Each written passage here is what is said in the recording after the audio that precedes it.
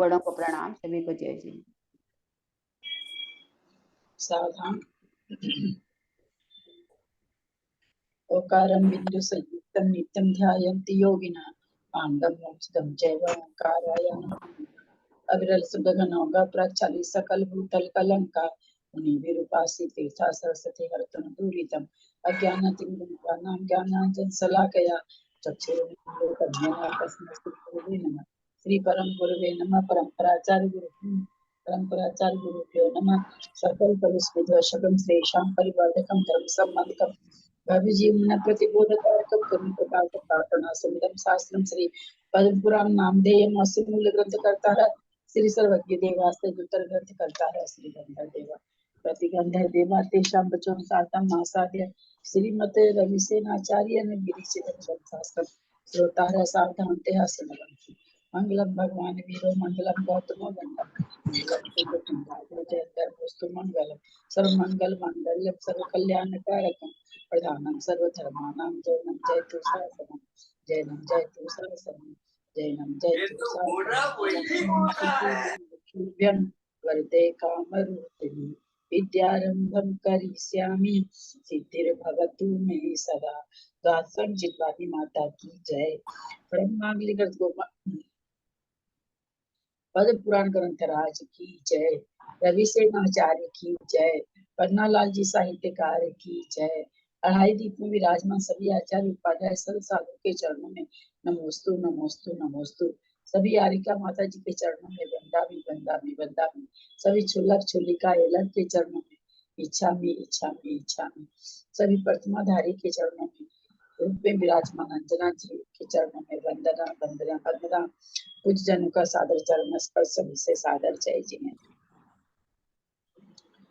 हम लोग पद्म पुराण ग्रंथराज का स्वाध्याय कर रहे हैं जो रविसेनाचार्य के द्वारा लिखित है और जिसका हिंदी रूपांतर नालाल जी साहित्यकार ने किया है। 8वां पर्व हमारा आज समाप्त होने को है।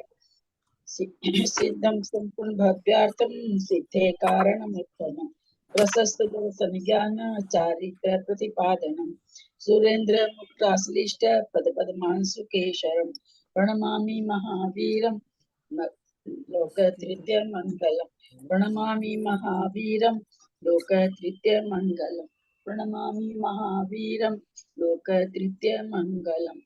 महावीर भगवान की जय।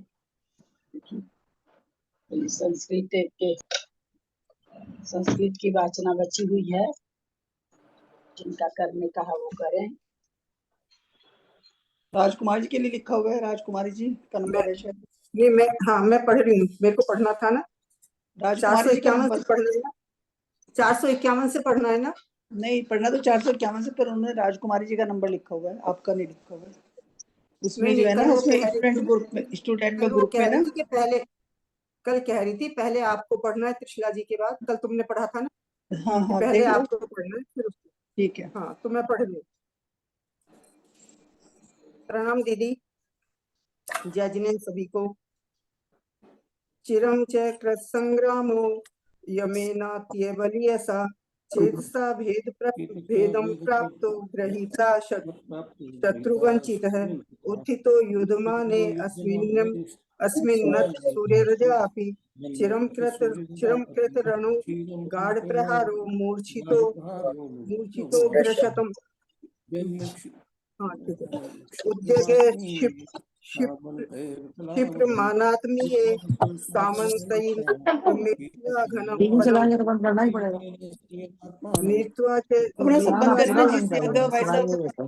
ममता जी भोजन है तो खुला हुआ है। हाँ, जिनके बहुत खुला हुआ है, जिनके भाई साहब हैं, भाई साहब हैं, ममता जी हैं, और भी कई जने को खुला हुआ है। बंद कर दीजिए प्लीज। श्वास मानित है शीत चंदन वारिणा यमीन स्व यापमानम सत्यमेवावगच्छता कारितं कारितं यातना स्थानं वैतरण्यादि पूर्वहि ततो ये निर्जितास्तेन संयतेन्द्रेण वाजितः प्रेषितः दुःखमरणं प्राप्यते तत्र ते नरः वृतान्तं तमहं दृष्ट्वा कथमप्याकुलाकुलः संभूतो दयितो भृत्यः क्रमाद्रक्षज कुले नाम्ना शाखावली पुत्रः सुश्रेणीरणदक्षयो कृत्वा पलायनं प्राप्तो भवतस्त्रात् तुरन्तिकम् इति स्वपक्षदौ स्थिते भवगम्य मयोदितं देव प्रमाण मत्राय कृतहं त्वनिवेदनात् ये क्या व्रत भंगम ततस्तस्य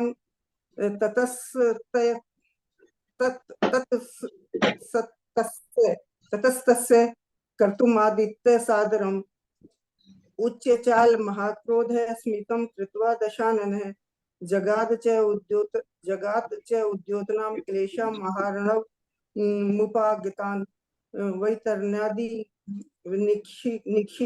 निक्षिप्तान् वार्याभ्य सुधारिणः अग्रस्कंधेन चौदारा प्रहस्त प्रमुखा नृपः प्रवर्ता शास्त्र तेजो भी कुर्वाणा ज्वलितं नभ विचित्र वाहनारूढ़ रूढ़ छत्र ध्वज समाकुलः तूर्यनाद समुद्र भूता महोत्साहा महोजसः नाथा गगन यात्राणां क्षितिं प्राप्ता परांतिकां शोभया गृह पंक्तीनां परमं विस्मयं गतः दिशि किस पुरस्याय दक्षिणस्यां दशाननः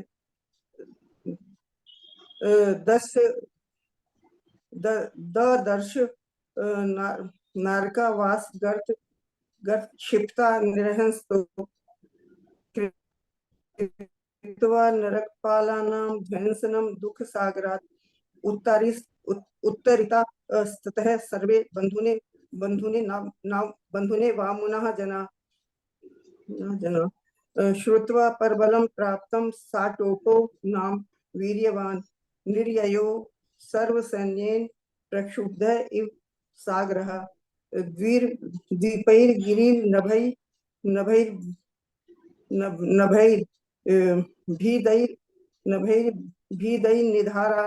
निधारान्धकारिभिः तुरंगैश्च चल चारु चामर प्राप्त भूषणैः रथैरादित्य संकाशैर्ध्वज पंक्ति विभूषितैः पिनद्ध कवचे शास्त्रैर् भटैर् वीरैर्धिष्ठितैः ततस्तं स्यन्दनारूढो हसन् यं भटं क्षणात् भंगम विभीषणो निर्णय बाणैः रणविशारदः यमस्य किंकरः दीनः कुर्वाणः क्षमायतं बाणैः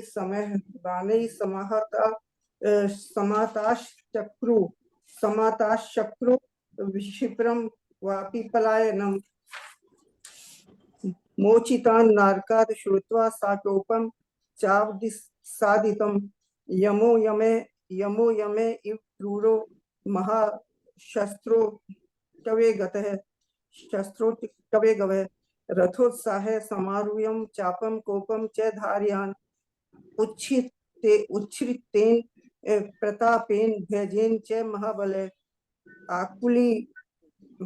आकुलासित सर्पां कुटिलाल के है चक्षुषास्त्यंत रक्तेन दहनिवे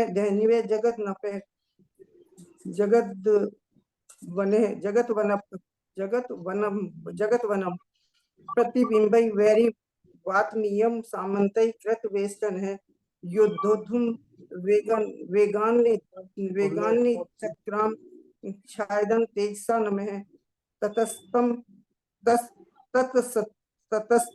निर्गतम दृष्ट्वा विनिर्वार्य विभीषणम दशाननो रणम कर्तुमुस्थितः कीप मुदवहनम साचोपव्यस नेन दीपितो अथ यम समम दशास्येनं रमण कर्तु भारे पे भीषणान् दृष्ट्वा च तं ततो भीता जाता राक्षसवाहिनी दशानन समीपो सा ढूढ़ के मंत चेष्टिता रथारूढ़ ततस तस्य दशास्योभिमुख ययौ विमुश्चने शर संघातं मुश्चतः शर सहन्ति ततस्यौ शरैश्छन्नं भीन निस्वनकारिभिः नमो घनैर्वाशेषं घनबद्ध कदम्बकै केकसी नंदनई नाथ शरेण कृत ताड़न भूमि ग्रह इवा पुण्य पपात यम सारी थी ताड़िद स्थिक्षण वाणेन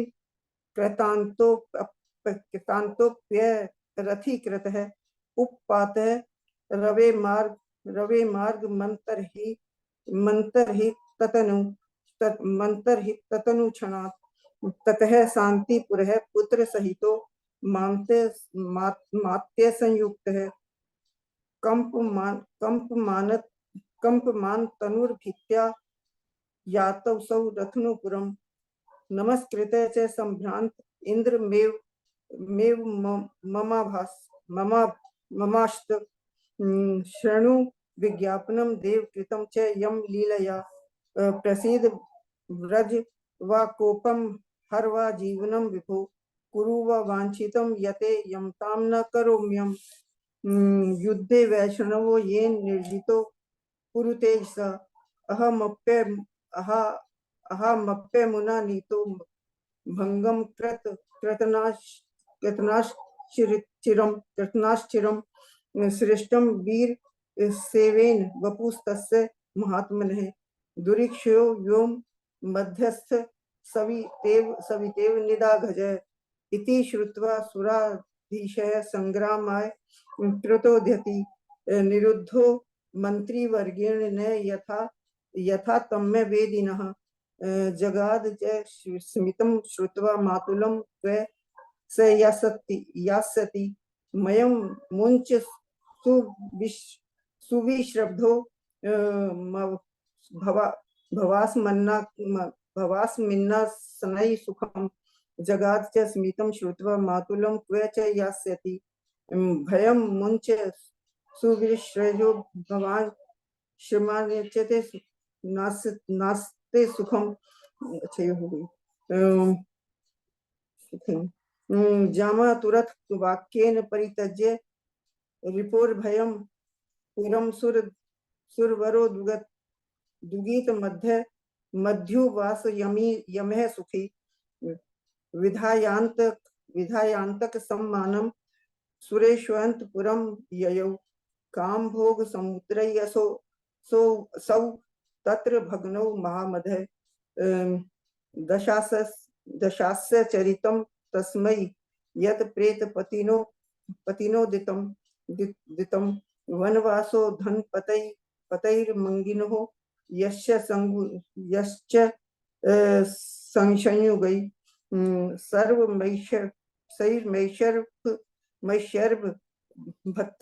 सैर्मैश्वर्य भत्तस्य विस्मृतं तस्य तत्क्षणात् अभ्यग्रपठितं शास्त्रं यथाभ्यसन वर्जितं कृतोपलम्भं स्वप्ने ज्ञायते वस्तु लेशतः निरन्वयं तु तेस्यतः विस्मृतं पूर्व चोदितं प्राप्ते व सुरसंगीत पुरस्य पतितां यमः विसस्मार परिप्राप्तां परिभूतिं दशाननात् मेने च मम सर्वश्रीर्दुहिता रूपशालिनी सा च गर्वाणनाथस्य प्राणभ्योऽपि गरीयसी अत्यंत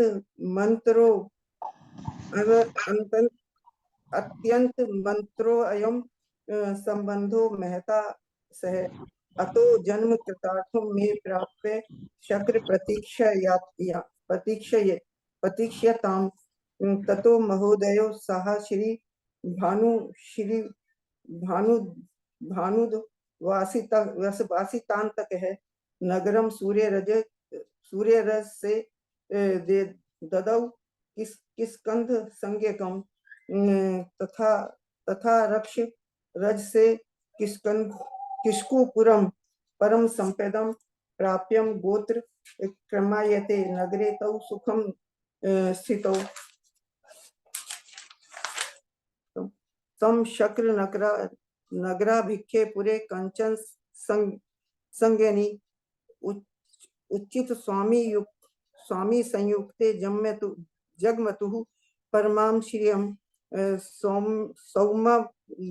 सौमालिरपि विभ्राणम श्रियम कीर्तिम च भूयसीयम प्रत्यवस्थिते सामंतै प्रणदिवि समुत्तम। पढ़ लूं आगे? हाँ, 500 तो हो गए, आगे हाँ पूरा ही पढ़ लीजिए ना, पीछे तो रह गए बस। हाँ ठीक है। पूर्यमाण सदा सेवैर्विभ्वै प्रतिवासरम बंधु कुमुद खंडानाम सित पक्षे करैरिव रत्नदामाकुलं तुंग श्रृंग पंक्ति विराजितम आरूढ़ पुष्पकम चारु विमानम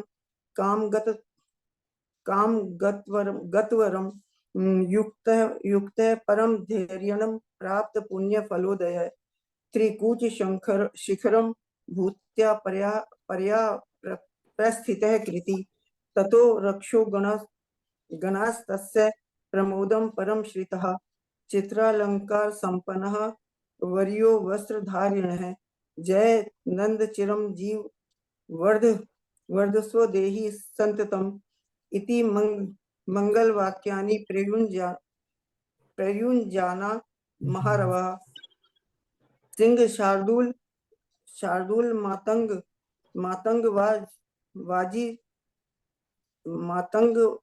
बाजी हंसादि संश्रितः नाना विभ्रम संयुक्ता प्रमोद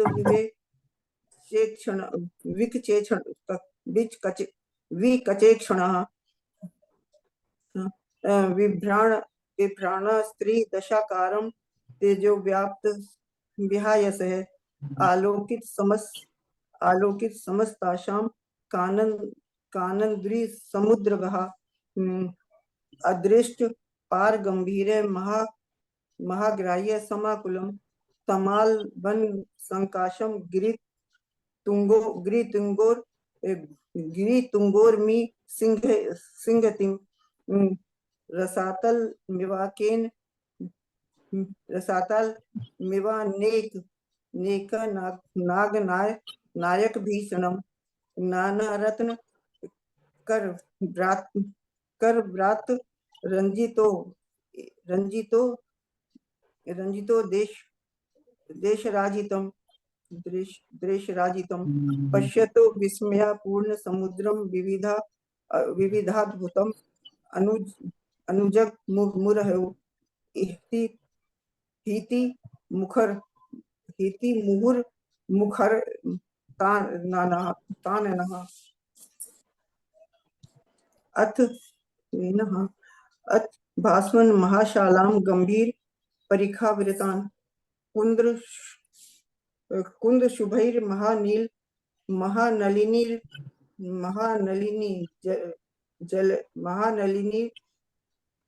महानील नीलैर्जालक कुक्षिषु पद्मराग रुणैरुद्धै क्वचित् पुष्पमणिप्रभै गरुतम मणि संकाशैरन्यत्र निश्चितां ग्रहि शोभमानां निसर्गेण पुनश्च कृतभूषणां रक्षोनाथ गमे भक्तै पौरैर्भूत संबंधैः अत्यंत मधिकानां कुर्वन् शोभानां गिरिनी भैर्गजै महाप्रासाद महाप्रसाद संकाशै स्पंदनै रत्न रंजितै अश्व वृंदै कुणदयीं चक्र चक्र कैश जलचाम्रै विमानै शिखरारूढ़ दूरा काशैर्थ भूप्रभै छत्रै शशांक संकाशै ध्वजर रुद धुत कोटि भी वृंदी वृंदार कोश कौघणै कृत मंगल निस्थनय वीणा वेणु विमिश्रेण शंख नादानुगामिना तूर्य नादेन निशेषम दिंगन मोविता तात्मना प्रविवेश निजामीशो लंका विवर्जित है त्रिदशेश इवोदारोह दशास्य शासिता हित है ततो गोत्रक्रमायत नाथ दर्शन लालसा गृहीत वार्घम फलै पुष्पै पत्रै रत्नैश्च कल्पितम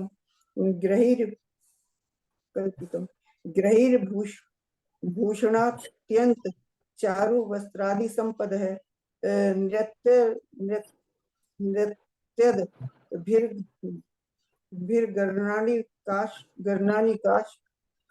घर्णानि कासंगैरान्विता नेत्रैहारी भी सर्वे पौरा समागत्य प्रयुक्ता शिरगिरौ मुहुः आनर्चुः स मनस्कारः यथा वृद्ध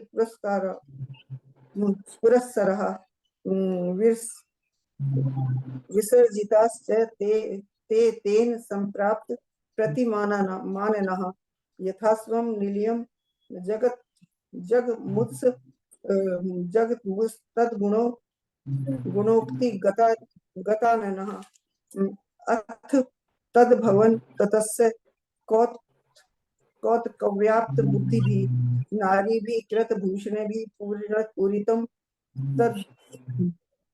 तद्रक्षु भी गवाक्षा भी मुखा काश्चित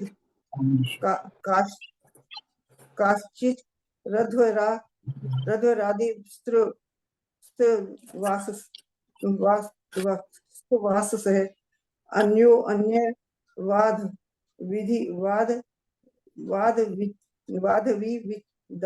विच्छिन्न मुक्त हार विभूषण पीन स्थन कृतान्यो पीड़ना चल कुंजलः रणतकारी तुल्य कोटि वाचाल चरण द्वया किम न पश्यसि हा मात पार्श्वतो मैं भव दुर्भगे देहि मार्ग वज्रा मुष्मादपि नारी न शोभ से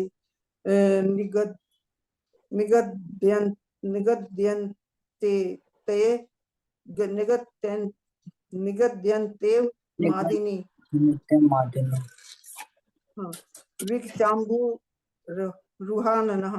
मुक्तवः व्यापार जातिनी तमैक्षन्तः पुरांगना पूर्व चूड़ामणौ गेहे स्वामिन् सत्कृत भूषणे सुखम शान्तः पुरस्ततस्थौ कृतान्तस्य विमर्दकः शेषा अपि यथा स्थानं स्थिता विद्याधरा धीपः प्राप्नुवन्तो महानन्दं सततं त्रिदशा इव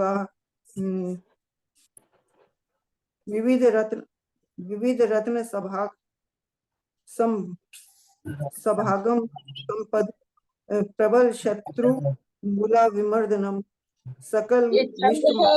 एक मिनट, अच्छा अच्छा ठीक है दीदी, ठुमरी मत बनाइए आप लोग सब चीज को। हाँ, एक तो आप हाँ। सब जगह शास्त्र था, सब जगह आप शास्त्र बोली हैं। शास्त्र और शास्त्र में अंतर नहीं है क्या? हाँ जी, अंदर तो बहुत है। जगह शास्त्र था, शस्त्र आपने शास्त्र शस्त्र में मतलब मात्रा तो अच्छा इतना गलती है ना, गलती हो जाती थी, गलती अक्षर भी होते बहुत बारीक है दीदी, इसलिए गलती हो जाती जाता है। और कोई बात नहीं है। शास्त्र और शास्त्र बोलने में कितना अर्थ का अनर्थ हो हाँ। गया है ये। नहीं बहुत फर्क है, हाँ, शस्त्र और शास्त्र में बहुत फर्क है। बहुत ज्यादा हाँ जी। अंतर पड़ गया है। चलिए। दीदी इसको आप ही पढ़ोगे। शत्रु समागम संपद प्रबल शत्रु समूल विमर्दनम सकल भीष्ट पमापगामी यशस्थितम भवति निरमित निर्मल कर्मणा विपवतरा विषया अपनयन्ति सुवस्तुनये स्मृतिं बहिरवस्थित शत्रुगण पुनः सततमान्यते यततं नरं यत इति विचिन्त्य न युक्तमुपासितुं विषय शत्रुगणं पुरुचेतशः अवटमेति जनस्तमसा ततं न तुरवे किरणेरवभासितम्। इत्यासे रविसेनाचार्य प्रोक्ते पद्मचरिते 10 विवाह विधानं नामाष्टकं पर्वं समाप्तम्।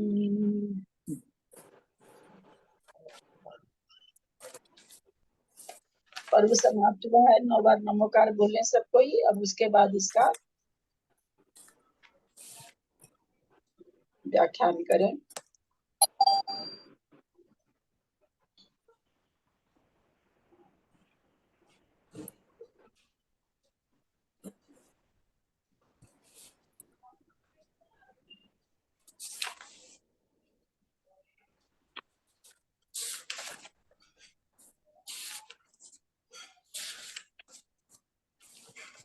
वाणी माता की जय।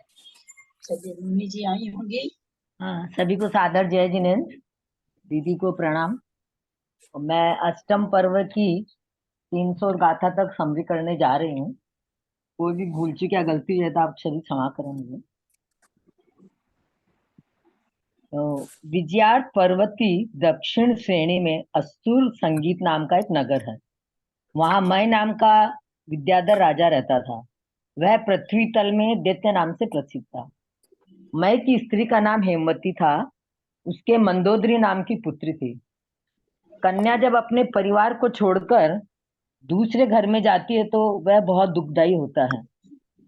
माता पिता दोनों ही मंदोदरी की विवाह के लिए चिंतित रहते थे। और हेमवती को जब राजा मय ने पूछा कि इसका विवाह किया जाए, किससे किया जाए, तो रानी ने कहा कि माता तो कन्या के शरीर की रक्षा करती है और पिता उसका दान करते हैं। यानी कि जो कहने का मतलब है कि विवाह करने में योग्यता है। मतलब है कि शादी ब्याह का काम पिता का है और पुत्री को पालना और उसको संस्कार देना माता का काम है। तब मय राजा ने मंत्रियों से सलाह की। तो किसी ने इंद्र का नाम बताया, किसी ने और विद्याधर का बताया, ऐसे अलग अलग नाम बताए। तब राजा मय ने कहा कि मेरा मन है कि रावण के साथ इसका विवाह करना उचित रहेगा। वह बलवान भी है, महाविद्याशाली भी है और बहुत विद्वान है, तभी उसको इतने कम समय में इतनी विद्याओं की सिद्धि हो गई। तो उसके जो मारीच सहित सभी मंत्री थे वो भी सहमत हो गए और अच्छा मुहूर्त, अच्छे शगुन देखकर मंत्रियों सहित राजा मय पुष्पांतक विमान में आरूढ़ होकर रावण से मिलने के लिए गया। और जब मिलने गया तो सभी मंत्रियों ने आके उसे बताया कि भाई रावण भीमवन में गया हुआ है। वह भीमवन जो कि वलवाहक और संध्याव्रत पर्वत के बीच में था। भीमवन वन की सुंदरता देखने लायक थी और वन के समीप जो नगर था उसमें एक ऊंचा महल था। रावण वहां रहता था। राजा विनम्रता को धारण करके मंत्रियों के सहित उससे मिलने में गया। लड़की का पिता था, इसलिए राजा से जब उससे अपनी बेटी की सगाई के लिए गया तो अपने राजा के आभूषणों को छोड़कर साधारण वस्त्र धारण करके और वेशभूषा सीधी सादी धारण करके उसके पास महल में गया। जब महल के 7वें खंड में पहुंचा तो वहां पे रावण की बहन चंद्रनखा को देखा। बहुत सुंदर थी। तो राजा मय ने पूछा कि भाई सुंदरी तुम कौन हो और यहाँ क्या कर रही हो? तो उसने कहा कि मैं रावण की बहन हूँ और चंद्रहास खड़ग की रक्षा के लिए मैं यहाँ उपस्थित हूँ और मेरा भाई छठ उपवास की प्रतिज्ञा लेकर भगवान के साथ वंदना करने गया है। भगवान की वंदना करने सुमेरु पर्वत पर गया है और मैं उस तलवार की रक्षा के लिए यहाँ हूँ। तो उसने कहा कि भाई आप बैठिए। कुछ समय के बाद शांतिनाथ भगवान की है। कुछ समय में जब रावण महल में आया तो राजा मय सहित सभी मंत्रियों ने खड़े होकर रावण का स्वागत किया, और रावण को देखकर वो सभी लोग अभिभूत हो गए, बहुत खुश हुए। और ऐसा मैं तो अपनी सहमति देकर रावण के लिए, ऐसा करके रावण के लिए मैं को जितने भी उनके मंत्री व्यक्ति थे उन्होंने भी उसकी सहमति दी, और रावण को राजा मय का परिचय दिया कि ये राजा मय है, बहुत उनका नाम है, ऐसा ऐसा उसका परिचय दिया। रावण ने भी उनका सम्मान सत्कार किया, और चंदा प्रभु भगवान के मंदिर में जाकर स्तुति वंदना करके उन लोगों से वार्तालाप करने लगा। तभी रावण ने मंदोदरी को देखा और काम से मोहित हो गया। मंदोदरी के अंग प्रत्यंग की शोभा देखने लायक थी, जिसने रावण को काम मोहित कर दिया। और सोचने लगा रावण कि यह स्त्री कौन है, मैं इसको प्राप्त करना चाहता हूँ। इधर मैंने भी रावण का जब अभिप्राय जाना और उसने मंदोदरी का हाथ रावण के हाथ में दे दिया और दोनों का विवाह संपन्न कर दिया। और रावण मंदोदरी के साथ स्वयंप्रभ नगर में आनंद पूर्वक रहने लगा। और दशानन को ने जो विद्याएं सिद्ध की थी उस समय, उन विद्याओं के अपना प्रयोग लाने के लिए उसने अनेक रूप धारण करने लगा। कभी कोई रूप धारण करता था, कभी कोई रूप, जैसे कभी हाथी का रूप धारण करके क्रीड़ा कर रहा था, कभी घोड़े का रूप धारण करके क्रीड़ा कर रहा था। ऐसे अनेक विद्याएं धारण, मतलब अलग अलग रूप धारण करके विद्या का प्रयोग करके आनंद ले रहा था वो। और उसी समय जहाँ वो ऐसे घूमते घूमते वो मेघवन पर्वत पे गया, मेघरण पर्वत पे गया, जहाँ सुंदर तालाब बावड़ियां जल से भरी हुई थी और दिखाई दे रही थी। उसमें 6000 देवियां कन्याएं क्रीड़ा कर रही थी, सभी इधर उधर घूम रही थी, आपस में अटखेलियां कर रही थी। तभी रावण ने उन सबको देखा। जब कन्याओं ने दशानन को देखा तो वो क्रीड़ा करना भूल गई और दशानन की ओर आकृष्ट हो गए। मतलब इतना सुंदर रूप था उसका और इतना बलशाली था कि वो कन्याएं भी उसको देख के मोहित हो गई, और रावण भी उनके ऊपर मोहित हो गया। वो आपस में समागम को प्राप्त हुई। उन 1000 जो देवियां थी उनमें 3 कन्याओं का विशेष रूप से उल्लेख आता है। पहली कन्या राजा सुरसुंदर और सर्वश्री की पुत्री पद्मावती थी। दूसरी राजा बुद्ध और मनोवेगा की पुत्री अशोकलता थी। तीसरी राजा कनक और सौख्या की पुत्री विद्युत प्रभा थी। उन तीनों ने दशानन से गंधर्व विवाह कर लिया। जब जो कन्याओं के साथ जो अन्य लोग आए थे उन्होंने ये सब देखा तो उन्होंने उनके पिताओं को जाकर समाचार दिया कि भाई आपकी पुत्रियों ने एक दशानन से ऐसे ऐसे विवाह कर लिया है, ऐसा। लेकिन वो दशानन को देखकर घबरा कर, तो राजा ने, वो तीनों राजा थे, उन्होंने अपने सभी मंत्रियों को भेजा कि जाके उसको नष्ट कर दो। लेकिन जैसे ही वो उसके जो तीनों राजाओं के मंत्री थे वो गए तो रावण को देख के घबरा गए और लौटकर वापस आ गए। और उन्होंने राजा सुरसुंदर को कहा कि उस पुरुष को नष्ट करना हमारी सामर्थ्य नहीं है, वह तो आदर के योग्य है।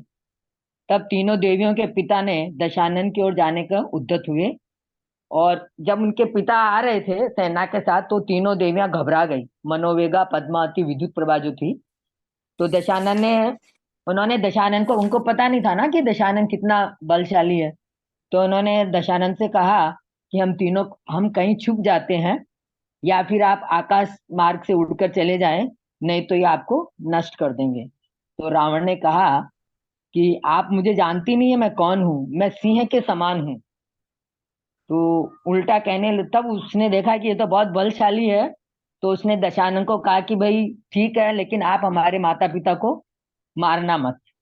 तब दशानन ने उनको ढाढ़स बधाया और अपने बाणों से सबको भयभीत कर दिया, और उन तीनों विद्यार्थियों को तामस नाम के शस्त्र मूर्छित किया और नागपाश में बांधकर उनकी पुत्रियों के सामने रख दिया। तब पुत्रियों ने उनको रावण से हाथ जोड़कर छुड़वाया, और फिर राजाओं ने भी तीनों ने खुशी खुशी अपनी पुत्रियों का विवाह दशानन से कर दिया। उन्होंने सोचा कि इतना बलशाली है और है तो मेरी पुत्रियों के लिए योग्य है। और दशानन भी उन तीनों पुत्रियों और तीनों पत्नियों, जो तीनों देवियां थी ना तीनों राजाओं की, उन तीनों और मंदोदरी के साथ स्वयंप्रभ नगर में लौट गया। वहां गया तो परिवार के लोगों ने उनका बहुत स्वागत किया और खूब खुशियां आनंद मनाया। और उसका जो दूसरा भाई था, दूसरे नंबर का भानुकर्ण, उसका विवाह कुंभ नगर के राजा, कुंभपुर के राजा महोदर और सुरूपाक्ष की पुत्री तड़िनमाला से हो गया। काफी समय के बाद, अब इसमें बताया कि उसका कुंभकर्ण नाम क्यों पड़ा। काफी समय के बाद एक बार कुंभपुर पर किसी शत्रु ने हमला कर दिया था और उसकी आहट भानुकर्ण को सुनाई दी थी। तभी से उसका नाम कुंभकर्ण पड़ गया था। कुंभकर्ण तो धर्म प्रेमी था, शुद्ध आहार लेने वाला था। ये रामायण में और जिसमें भी ये मिथ्या भ्रांति है कि वो मांस खाता था, पूरी 6 महीने सोता था, ये सब भ्रांतियां थी। असल में वो धर्म प्रेमी था और सोने के समय ही सोता था। उधर दक्षिण में ज्योतिप्रभ नगर के विशुद्ध कमल राजा, जो कि मय का मित्र था, उसकी पुत्री राजीव सरसी, जिसकी माता का नाम नंदमाला था, विभीषण से उसका विवाह हो गया। तीनों भाइयों की शादी हो गई और सब आनंद पूर्वक रहने लगे। कुछ समय पश्चात रानी मंदोदरी गर्भवती हुई। उसके पुत्र का जन्म अपने पिता के घर में, मतलब के नाना के घर में हुआ, जिसका नाम इंद्रजीत रखा गया। पिता भी बहुत खुश हुआ जब वो अपने पुत्र को अपने पति के घर लेके आई।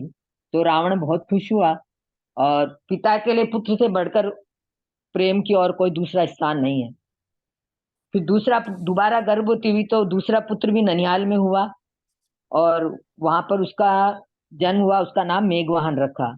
इस प्रकार रावण के 2 पुत्र हुए, इंद्रजीत और मेघवाहन। बालक बड़े हुए, चंचल क्रीड़ाएं करने लगे और वयस्क हो गए। इधर जो दशानन का छोटा भाई था, वो भानुकर्ण, जिसका नाम कुंभकर्ण था, वो वैश्रवण के नगर में जाकर सुंदर सुंदर स्त्रियों को, दासियों को, जो महंगे वस्त्र मणियां थी, उनको उठाकर अपने नगर में ले आता था। तब राजा वैश्रवण को जब पता लगा तो उसने कुंभकर्ण के दादा, जो सुमाली था, उसके पास एक दूत भेजा। वह दूत वाक्यालंकार ने जाकर रावण की उपस्थिति में सुमाली से अपने मालिक के, जो वैष्णव के जो शब्द थे, वही कहे।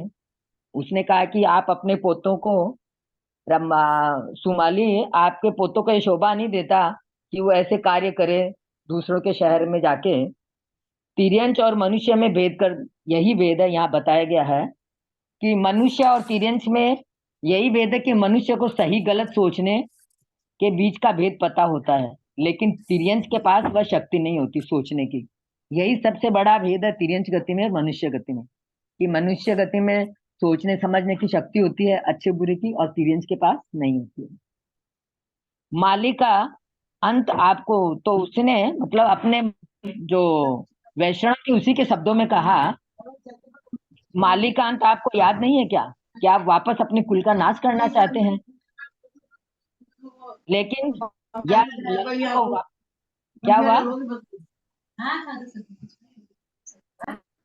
क्या आप लंका को वापस हासिल करने के लिए मन बनाया है? यदि तुम नहीं समझाओगे तो मैं स्वयं आपके पुत्र को समझाऊंगा, जेल में डाल दूंगा, उसको यातना दूंगा। ऐसे शब्द वाक्यालंकार ने सुमाली से कहे। तो जो दशानन वहां मौजूद था, उसको बहुत गुस्सा आया और सुमाली से पूछा कि ये वैश्रवण, ये इंद्र, ये कौन है जो हमारी लंका पर अधिकार जमा बैठे हैं?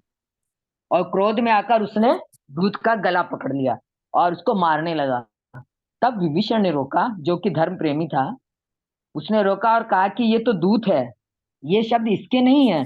इसने तो, इसके मालिक ने जो कहा है वही हमको कर रहा है, बोल रहा है। इसको मारने से क्या लाभ होगा? इसलिए इस दूत को क्षमा करो और इसको जाने दो। तो दूत को छोड़ दिया। तो इसी बीच वो दूत को सब लेके बाहर चले गए। तो दूत ने सब कुछ आकर वैष्णव को बताया, जैसा रावण ने कहा था वैसा का वैसा। तो उसको बहुत गुस्सा आया और उसने मणिभद्र आदि योद्धाओं को साथ लेके युद्ध करने के लिए निकल पड़ा। इधर दशानन तो पहले से ही अपने भाइयों के साथ युद्ध को तैयार था। उसकी तो जन्म कुंडली में ही लिखा हुआ था कि वह युद्ध प्रेमी होगा। और गुंज नामक पर्वत पर दोनों सेनाओं में भिड़ंत हो गई और भारी भयंकर युद्ध हुआ।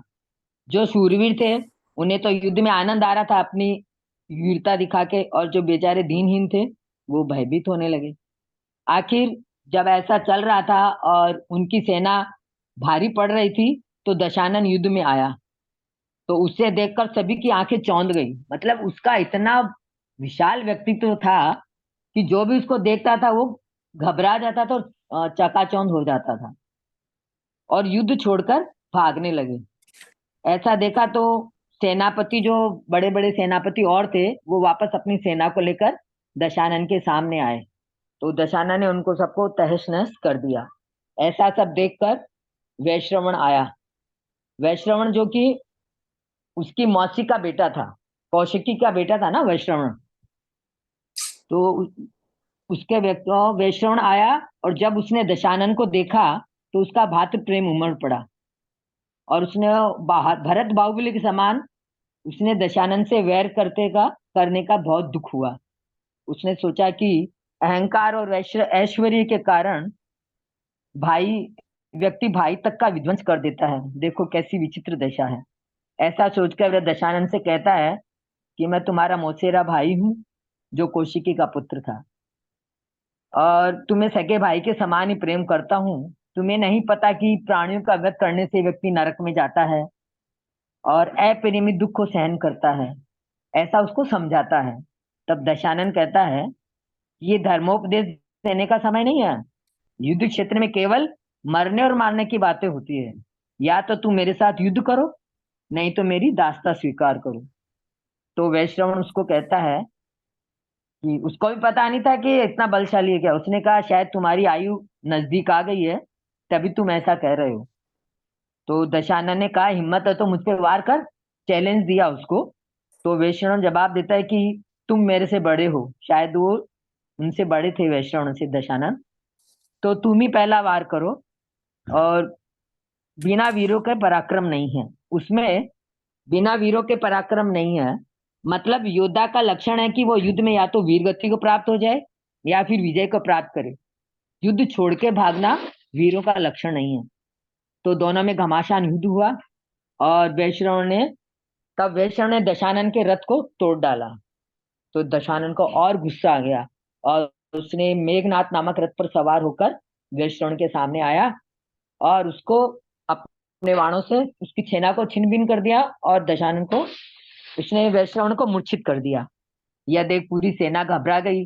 जब जो आगे होता है वही इस तरह मूर्छित हो जाए तो बाकी सेना तो भागेगी ना। तो बाकी सेना वैश्रवण को लेकर वापस यक्षपुर चली गई। और इधर रावण भी चला गया। उसको धन संपत्ति से मतलब नहीं था, उसको तो विजय से मतलब था। इधर जब वैश्रवण स्वस्थ हुआ तो वो विचार करने लगा कि जब तक मान रहता है तभी तक संसार में आनंद प्राप्त होता है, और जब मान सम्मान नष्ट हो जाता है तो व्यक्ति को जीने से भी घृणा होने लगती है। अभी मैं पराजित होकर लौटा हूं तो मेरा मान सम्मान भी चला गया है। अब मुझे मुक्ति का प्रयत्न करना चाहिए। यह सब तो क्षण भंगुर है, दुखदाई है। व्यक्ति जो पूर्व जन्म में कर्म करता है उसी का परिणाम होता है। ये तो सब दुख सुख के माध्यम में है। हम लोग सोचते हैं ना कि इसने मेरा बुरा किया, मेरी इसके साथ ऐसी दुश्मनी है। ऐसा कुछ नहीं है। अगर हम सोचे तो ये सब पूर्व कर्म के परिणाम है। हमने किसी हमें किसी को दोष नहीं देना चाहिए। हो सकता है हमने पूर्व जन्म में इसका कुछ बुरा किया होगा, तो पूर्व भय है तभी तो वह इस प्रकार बदला ले रहा है।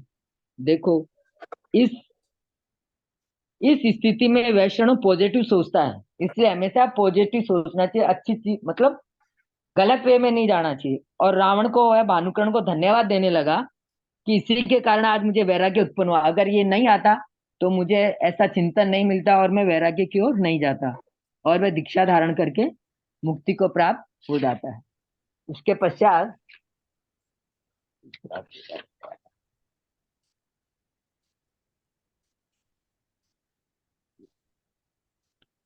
इधर दशानन को कौन दीक्षा धारण करके मुक्ति को प्राप्त होता है? वैश्रवण वैश्रवण जो कौशिकी का पुत्र होता है ना, रावण का मौसेरा भाई। तो रावण से जब युद्ध करता है तब उसको वैराग्य आ जाता है उसमें। इधर दशानन को जब इतना विजय प्राप्त करके आता है तो सब इसको अपना शिरमोर समझते हैं और अपना मुखिया मान लेते हैं, और रावण भी आनंद पूर्वक रहने लगता है। और उधर जब वैश्रवण का जो पुष्पक विमान होता है, वैश्रवण उसी में आता है ना, तो वो बहुत सुंदर होता है, मणियों से जटित। मतलब यहाँ पे पुष्पक विमान की शोभा का वर्णन किया गया है कि ऐसा लग रहा था कि पूरा नगर ही है वो। जैसे बड़े बड़े जहाज नहीं होते हैं शहर के जैसे, वैसे पुष्पक विमान नगर के समान था और इतना विशाल था कि ऐसे लग रहा था कि बहुत देव भवन ही हो कोई। तो रावण ने जब वो उसके जो मंत्री थे वो रावण के सामने वो लेके आए पुष्पक विमान, तो रावण ने उसको शत्रु की निशानी समझकर अपने पास रख लिया। उसके पास तो कमी नहीं थी वैभव की, लेकिन उसने सोचा कि ये मेरे सामने रहेगा तो मुझे याद रहेगा कि वैश्रवण का। और वह उसी पुष्पक विमान में आरूढ़ होकर अपने परिवार सहित रवाना हो गया। इससे शस्त्रधारी वैभवशाली सामंत भी बहुत से उसके साथ थे, अनेक विद्याधरियां से युक्त पुण्य, अनेक विद्याधरियां भी उसके साथ थी। मतलब वो अपने पुण्य का फल प्राप्त कर रहा था और अपने दोनों भाइयों के साथ दक्षिण समुद्र की ओर चला गया विजय प्राप्त करने के लिए। मैं सहित मैं जो मंदोदरी के पिता थे जो मैं, उन वो और अनेक राजा भी रावण के साथ चल रहे थे और दक्षिण को अपने वश में करने के अन्य दिशा की ओर चले। वो वहां से दक्षिण गए, दक्षिण में विजय प्राप्त किया, फिर वहां से दूसरी दिशा की ओर गए। एक दिन दशानन अपने दादा सुमाली से पूछता है, वो जब वो पर्वत पे चढ़ रहे थे ना, दूसरी दिशा में गए, तो दशानन एक पर्वत पे चढ़ा। तो पर्वत पे चढ़ के जब उसने कुछ देखा तो दशानन ने दादा सुमाली से पूछा, कौन सा पर्वत? पर्वत का, तो वो वैष्णव वहां से गए थे ना, उत्तर दिशा की ओर गए थे ना, वहां पर्वत का नाम नहीं दिया है, लेकिन दक्षिण दिशा को वश में करके वो दूसरी दिशा में गए। तो बहुत पर्वत होंगे, तो उस पर एक पर्वत पे चढ़े वो, और उस पर्वत पे चढ़ के उन्होंने ऊपर से देखा कि वहां कोई सरोवर तो नहीं है, फिर भी ये श्वेत कमल जैसे लहरा रहे हैं, ये क्या चीज है। तो ऐसा निश्चल और बादल वगैरह दिख रहे हैं, ये क्या है। सिंपल। तो सुमाली ने नमः सिद्धे का उच्चारण करते हुए वो तो दशानन चेताले से है ना? कहा, हाँ वो बाद में आएगा ना। चेताले। दशानन से कहते हैं कि ये जो तुम बादल कमल ये सब देख रहे हो ना, ये असल में जिन मंदिर है, और इनके ऊपर जो श्वेत पताकाएं लहरा रही है, वो तुमको ऐसा लग रहा है कि कमल है और मेघ है। इन जैन मंदिरों का निर्माण हरिशेन चक्रवर्ती ने कराया था। जो पर्वत के ऊपर जो जिन मंदिर थे, उनका निर्माण हरिशेन चक्रवर्ती ने कराया था। तुम इन्हें नमस्कार करो, ऐसा दशानन को बोलते हैं। तो दशानन चेतालियों की वंदना करता है, फिर अपने दादा सुमाली से कहता है कि ये हरिशेन कौन था, इसका चरित्र मुझे सुनाइए, ऐसा उनसे रिक्वेस्ट करता है। तब सुमाली दशानन को हरिशेन का चरित्र इस प्रकार सुनाते हैं कि कांपिल्य नगर में सिंहध्वज नाम का राजा के विप्रा नाम की एक पटरानी थी, और उसका ये हरिशेन पुत्र था। मतलब हरिशेन और सिंहध्वज और विप्रा नाम की रानी का पुत्र था, जो 64 लक्षणों से युक्त था। एक समय जब अठाइयों में जुलूस निकलता ना, तो वैसे अठाइयों में जुलूस निकालने के लिए रानी विप्रा ने जिनेंद्र भगवान का रथ निकालने का मन बनाया, और उसने कहा कि पहले मेरा रथ पूरे नगर में घूमेगा। तो राजा सिंह ध्वज की एक पत्नी और थी, महालक्ष्मी, जो कि विप्रा की सोच थी। उसने कहा कि पहले मेरा ब्रह्म रथ निकलेगा। वो जैन धर्म को नहीं मानती थी, तो उसने कहा कि मेरा ब्रह्म रथ पहले निकलेगा। तब उसको बहुत दुख हुआ हरिशेन की माता को, और तो उसने ये नियम लिया कि जब तक मेरा रथ नहीं निकलेगा मैं अन्न जल ग्रहण नहीं करूंगी।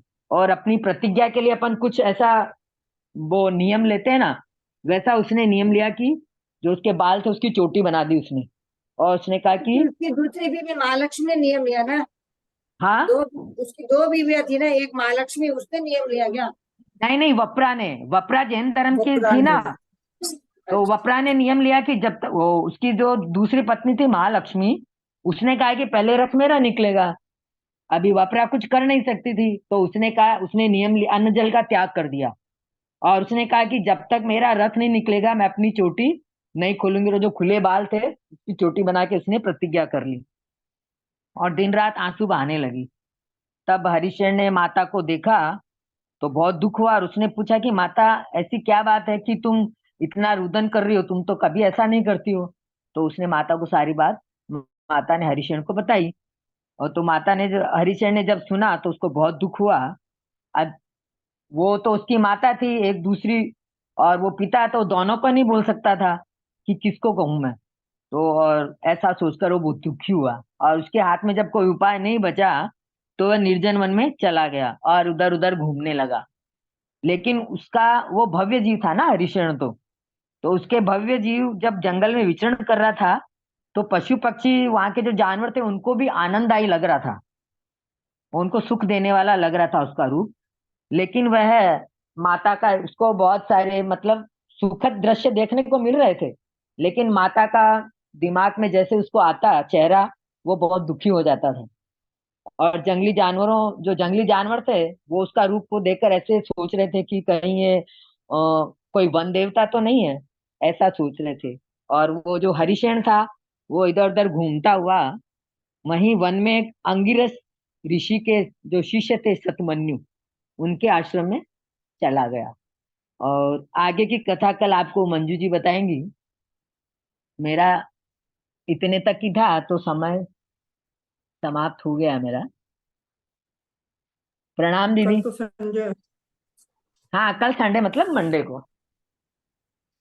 बहुत अच्छा वर्णन किया आपने, बहुत ही अच्छा। सारी हाँ अच्छा किया, बहुत बहुत बढ़िया अच्छा लगा। पट पर आ गया कहानी की तरह, कहानी की तरह। बहुत सुंदर बताया। और इसमें प्रश्न मेरा ऐसे आ तो ये सकते हैं कि वो मुन्नी जी, मेरा ये विजया। पर्व पढ़ा हुआ ही नहीं था, लेकिन आपने अभी सारांश बताया था ना, उससे ही मुझे अच्छा समझ में आया। ये अच्छा लग रहा है। धन्यवाद।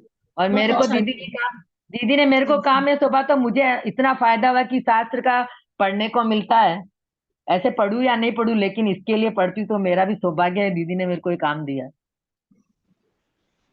ये बहुत बहुत अच्छा आपने बताया, बहुत अच्छा पढ़ लिया, बहुत अच्छा किया, बहुत ही बहुत अच्छा अच्छा। किया। इसमें दो चार प्रश्न ये भी आ सकते हैं कि वो जो राजा थे असुर संगीत, उनके नगर का नाम था, उसके राजा का नाम मय था, वो विजयात पर्वत पर रहता था। उसकी रानी का, मय की रानी का नाम क्या था? हेमवती। उसकी पुत्री का नाम मंदोदरी। उसके मंत्री का नाम मारीच। और जो भीम वन था वो वलवाहक और संधवा वन के बीच में था। तलवार का नाम चंद्रहास था। और वो सुमेरु पर्वत पर गए थे। चंदाप्रभु भगवान के मंदिर में रावण ने स्तुति की थी। रत्नश्रवा का पुत्र था रावण। स्वयंप्रभ नगर जो वो गया था, तो वो स्वयंप्रभ नगर में गया था, और तामस नामक शास्त्र से उसको मोहित किया था। ऐसे कुछ प्रश्न का उत्तर इनमें से कुछ आ सकता है। ये विजयात पर्वत पे कौन था? हेमवती वो नाम राजा मय था ना, रावण उसकी का नगरी नाम का नाम था असुर संगीत। नगर का नाम था असुर संगीत, और विजयात पर्वत पर रहता था राजा राजा मय। मय के मित्र कौन था? हाँ, राजा मय के मित्र। राजा मय का पुत्र जो भानुकर्ण का वो था ना। मित्र। नहीं, भानुकर्ण का नहीं, राजा मित्र मित्र भानुकर्ण का था नहीं, उसका मित्र था शायद वो, जिसकी पत्नी का नाम शायद विभीषण के ससुर का मित्र था वो। एक मिनट में देख के बता सकती हूँ आपको। कमल था, विशुद्ध कमल। विशुद्ध कमल राजा राज्य करता था, जो मय का महामित्र। हाँ, विशुद्ध कमल। हाँ बराबर है। कितने श्लोक तक पढ़ा आपने?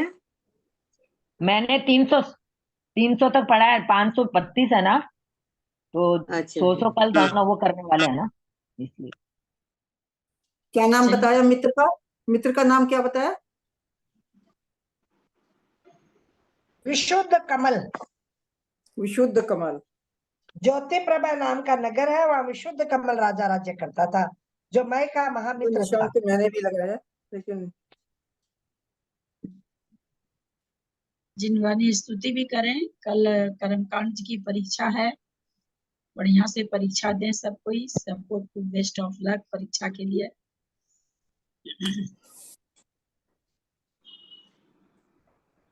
सुबह 10 बजे पेपर आएगा ना? दीदी, अर्थ में से देख सकते हैं क्या किताब से? हाँ। अर्थ में से देख सकते हैं क्या ग्रंथ से? हम तो कुछ नहीं, बाबू जी का कहना है कि भाई बिना देखे दें वही ठीक है। आप लोग को जैसे करना, आप लोग को जैसे रुचि आप लोग कर लीजिएगा। मेरा कोई इसके ऊपर कुछ नहीं, ऐसा गाथा तो अपन नहीं पढ़ते ना 8वीं 14। दीदी, इसका लेकिन एदाओं का अर्थ क्या होता है?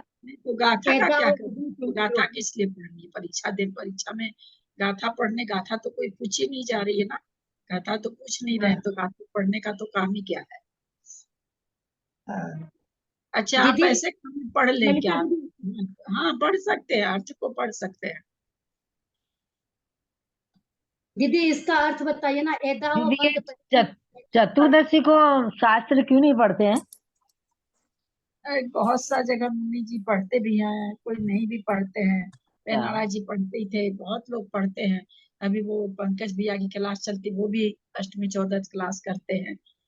मेन बोले ये वैसे तो मुनि महाराज लोग के लिए ज्यादा है कि संघ पर कोई उपसर्ग वगैरह होने का। श्रावक के लिए तो नहीं है। अब लोग जो पढ़ते हैं वो कहते हैं कि कौन अपने तत्वार्थ से तो पढ़ते हैं, उसमें भी सारे अनुयोग है। पद्म पुराण पढ़ लेंगे तो उसमें भी सारे अनुयोग, सारे मुख्यता से प्रथमानुयोग, बाकी वर्णन तो चारों अनुयोग का रहता है सब में। तो वो लोग ये कहते कि इसमें नहीं पढ़ने वाली कोई बात नहीं है। अब ठीक है, थोड़ा सा अपने पारस बाबू जी को नहीं जचता है अष्टमी चौदस को पढ़ना। नहीं नहीं, वो हमने आप ही से सुना ऐसा, जो शास्त्र स्वाध्याय रोज जैसे पढ़ते हैं तो रोज पढ़ते हैं, इसीलिए मेरे को आज मैं आपसे पूछूं कि सिद्धांत ऐसा। ग्रंथ में मना करते हैं अच्छा। मुनि जी, हाँ सिद्धांत हाँ। ग्रंथ में। ओ, पंकज भैया तो पढ़ते हैं। ललिता जी धूप करती हो। ये पद्म पुराण की एग्जाम कब होगी? ये सोमवार की रात में पेपर आएगा। सोमवार को आएगा। ललिता दीदी, ललिता दीदी एक अर्थ बताना था, एदाओ माने क्या होता है? हाँ, एदाओ, एदाओ,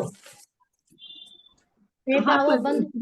हाँ, ये हुआ है तो था शब्द प्रॉपर ऐसे बताने में दिक्कत होती है सरला जी। गाथा हाँ में मैं तो बता बता रही सोमवार देते। को तो हम लोग दोनी है पंथी है भणिया, गाथा में एदाओ है, बंद कर दियो। कैसे दोनी है पंथी इसमें है भणिया, 35वीं गाथा। गाथा, हाँ, 35 और 36, 35 और 36 गाथा में है। 33। ललिता जी मंगलवार को हो सकती है क्या एग्जाम?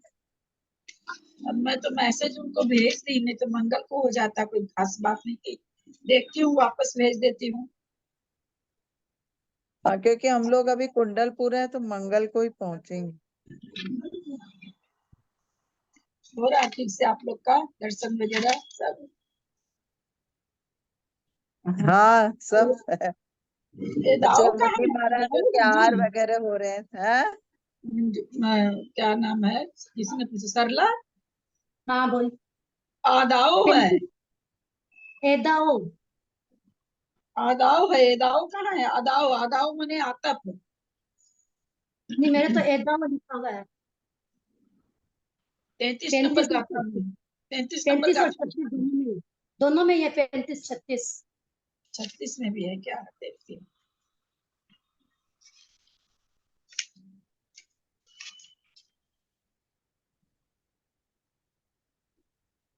एदाऊ माने ये मिलकर, ये सब, ये मिलकर सब ना। उदय हाँ प्रकृति है एदाऊ माने। और आदाऊ माने आतप, दोनों दो शब्द है। आदाऊ माने आतप होगा, एदाऊ माने ये सब उदय प्रकृति है, ये सब मिलकर। हाँ ये सब मिलकर यही तो ठीक है दीदी। चलिए जिनवानी स्तुति करिए।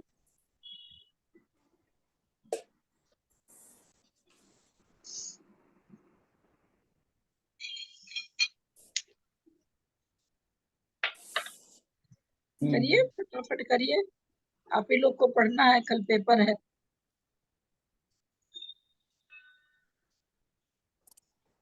क्या आवाज नहीं आ रही क्या? स्टिक हो गया क्या मेरा?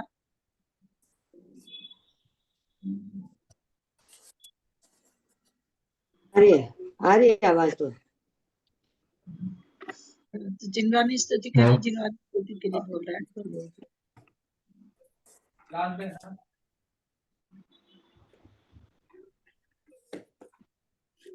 अंजना मौसी आप कर लो। हाँ,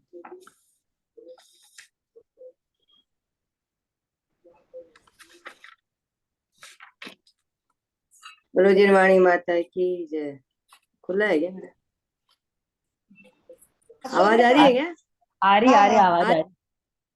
साची तो गंगायमित रागवाणी, अविच्छिन्न धारा निज धर्म की कहानी, जा में अति विमल आगान गान पानी, जहाँ नहीं संशय आदि पंख की निशानी, साची तो गंगा ये वीतरागवाणी, अवचिन्न धारा जिन धर्म की निशानी, सप्त नयन तरंग उछलत सुखदानी, संत चित्त इमरान मंदिर में नित्य ज्ञानी, साची तो गंगा ये वीतरागवाणी, अविच्छिन्न धारा जिन धर्म की कहानी, जाके अगान से शुद्ध होए प्राणी, भाग चंद निश्चय गढ़माया प्रमाणी, साची तो गंगा ये वीतरागवा,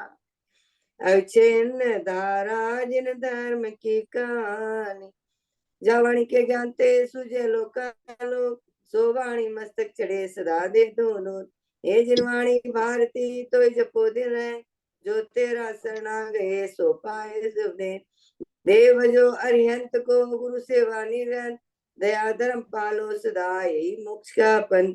बोलो जिनवाणी माता की जय। नोबा नमोकार।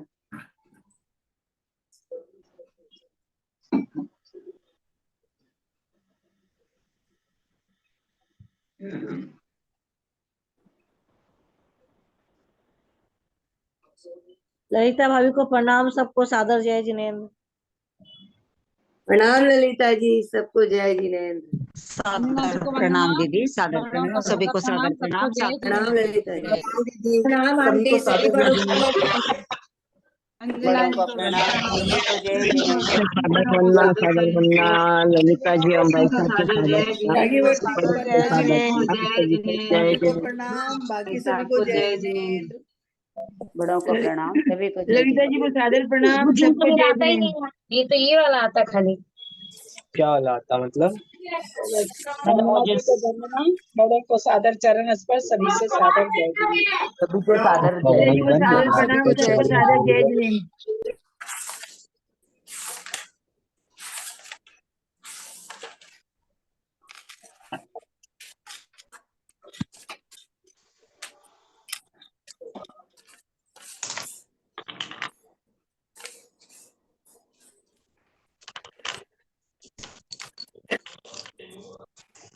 एंड कर रही हूँ।